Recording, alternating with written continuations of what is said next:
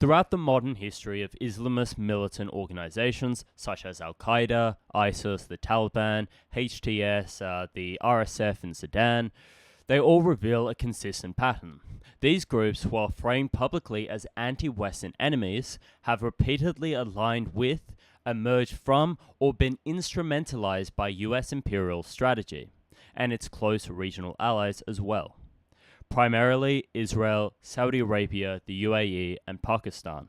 These organizations have served as a tool to destabilize governments targeted by Washington, or to obstruct the rise of socialist, nationalist, or anti-imperialist movements as a whole. Their conspicuous refusal to attack Israel or any of the Gulf monarchies that are aligned with US imperial interests underscores that they are tools of Western imperialism in this region. Now I will go country by country, nation by nation to discuss how Islamist groups have served the interests of Western imperialism. The pattern begins not in Afghanistan, but in Egypt, where the US cultivated militant Islamism as a counterweight to Arab socialism and anti-imperialism. As Mark Curtis, a historian, documents, the CIA supported Islamist groups to oppose Nasser and his pan-Arab quasi-socialist government, which had aligned with the Soviet Union during the Cold War and nationalized Western-occupied assets to help aid his own population, basically using his nation's wealth to serve the interests of the people of his nation. This is something America doesn't really like. The co-option of militant Islamism as a weapon against secular nationalism laid the groundwork for later overt mobilization of jihadist forces. Nafiz Ahmed further argues that the US saw Islamism as a force multiplier against the Soviet sphere, a belief that would define Washington's Cold War strategy moving forward. This early period establishes two central themes. First, that Islamist movements were strategically empowered to weaken anti-imperialist states, and second, that the Western policy never seriously targeted these groups unless they threatened Western interests. The clearest and most documented case of Islamist militants serving US imperial interests is Afghanistan. Operation Cyclone from 1979 to 1989 stands as one of the largest covert operations in CIA history. As Benjamin Chengyu states, the CIA did not simply arm the Mujahideen, it created them. The US funneled billions of dollars into Afghan jihadist forces through Pakistan's ISI, with Saudi Arabia matching American funds to propagate its Wahhabi ideology. This system produced the organizational, ideological, and militant infrastructure creating both Al-Qaeda and the Taliban. The US and Pakistan empowered the most extreme anti-leftist factions, including Gulbuddin Hekmatyar, notorious for acid attacks on unveiled women. Chomsky notes that this was deliberate. The goal was not Afghan liberation, but the defeat of socialism in the region.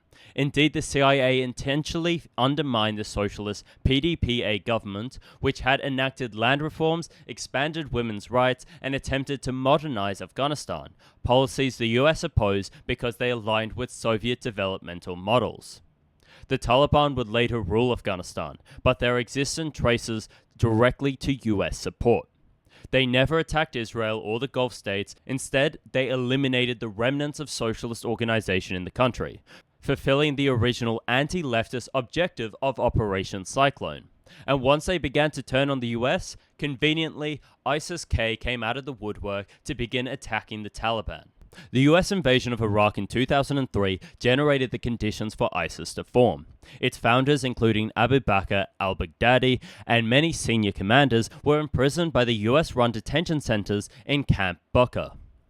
As multiple Pentagon officials later admitted, these prisons became terrorist universities, where extremist networks were created under American supervision.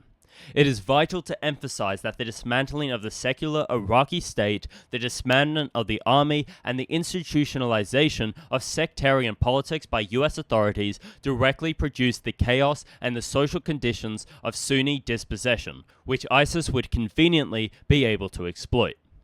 While publicly condemned as an enemy, ISIS consistently avoided attacking Israel or the Gulf monarchies. Instead, its operations destabilized Iraq and Syria, two states aligned against US and Israeli hegemony in the region.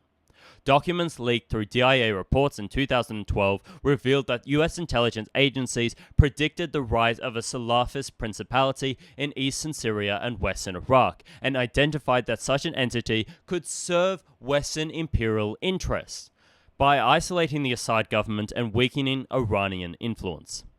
Rather than preventing this, the US permitted, and in some cases facilitated, the flow of weapons from Libya and Gulf monarchies into the hands of jihadist groups. ISIS thus emerged not as an independent anti-imperialist force, but as a byproduct of US occupation and a functional tool for reshaping the region in accordance with American and Israeli interests. In Syria, the pattern only intensifies. Jabhat al-Nusra, an al-Qaeda affiliate, became the main recipient of indirect Western and Gulf support through the CIA's Timber Sycamore program, where arms intended for moderate rebels were systematically transferred into jihadist factions. Nafiz Ahmed and Mark Curtis document extensive US, Saudi, Qatari, and Turkish logistical support to Sunni militants seeking to overthrow the Syrian government.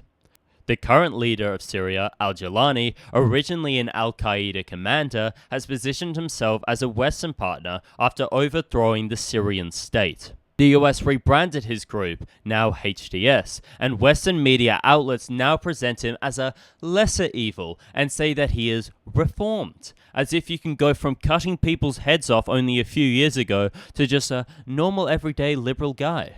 Israel's relationship is even more revealing. It provided medical aid, intelligence, and air support to anti-Assad militants, including al-Nusra in southern Syria. This allowed Israel to expand its control over the Golan Heights and weaken a state aligned with Iran and Hezbollah. If these groups were genuinely motivated by Islamic liberation, they would target the Israeli occupation. Instead, their activity systematically aligns with the Israeli territorial expansion and US regional strategy.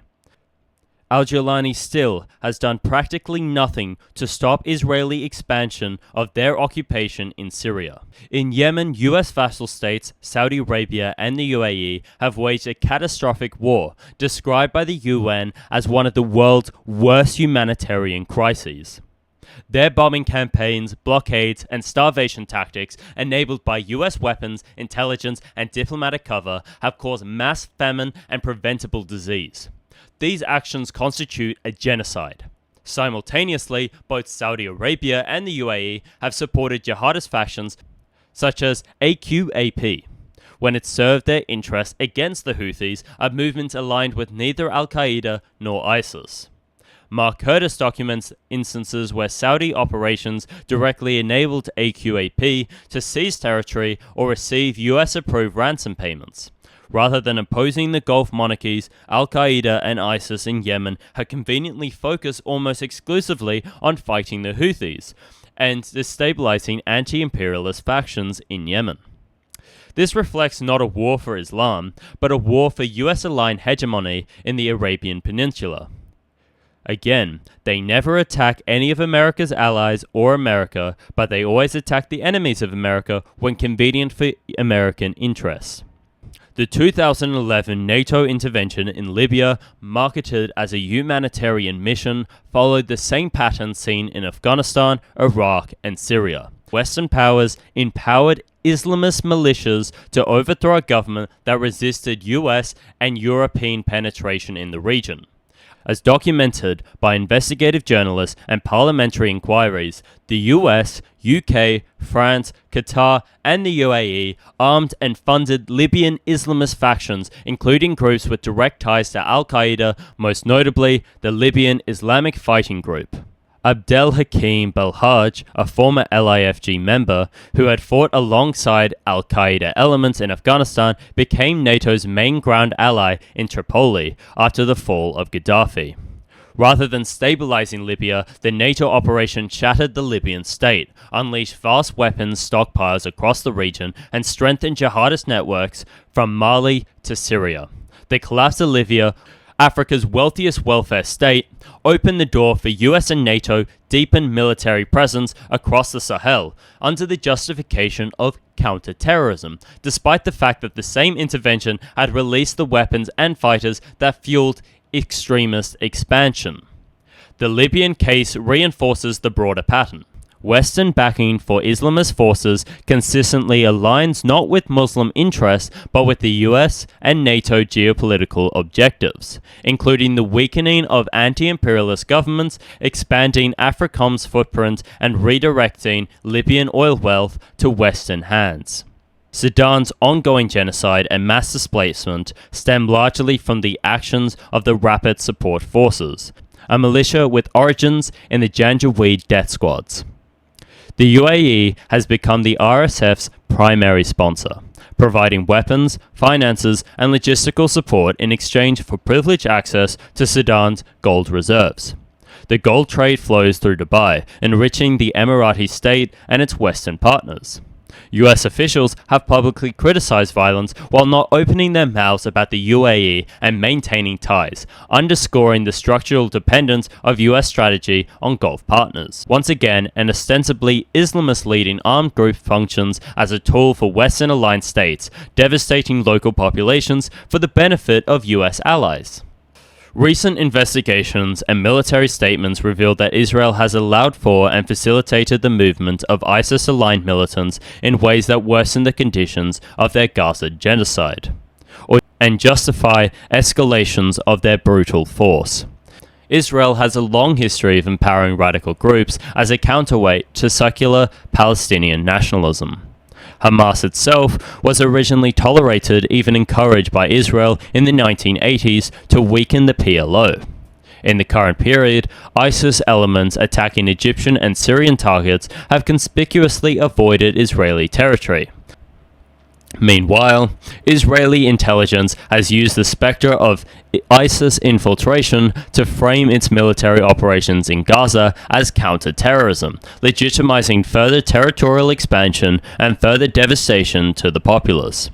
Rather than representing Islamic liberation, these groups serve to provide justification for Israeli militarism and occupation, and the weakening of Palestinian resistance, conveniently aiding the oppression of Muslims. Here's what we should learn from this video. These Islamist groups disproportionately attack states targeted by US imperialism. Afghanistan, Iraq, Syria, Yemen, etc., especially those with socialist or nationalist governments, and especially during times convenient for American-backed regime change. While despite geographical closeness, never attack Israel or the Gulf allies of the United States. They often receive support from the US and its allies, whether through intelligence agencies such as CIA, ISI, and Mossad, regional proxies such as Saudi Arabia, UAE, and Qatar, or destabilizing military interventions. Their actions repeatedly serve Western strategic objectives, weakening anti-imperialist movements and enabling territorial expansion or resource extraction. In other words, they enable imperialism. Modern jihadist movements resemble private armies of US foreign policy. The war on terror has produced more terrorism while advancing US geopolitical control.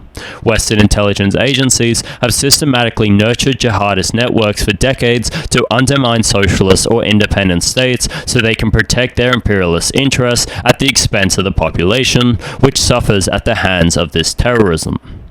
Far from embodying the interests of the Muslim world, these groups have functioned as instruments of US and Israeli power, devastating Muslim societies while reinforcing imperial dominance over these nations, which further devastates the Muslim world.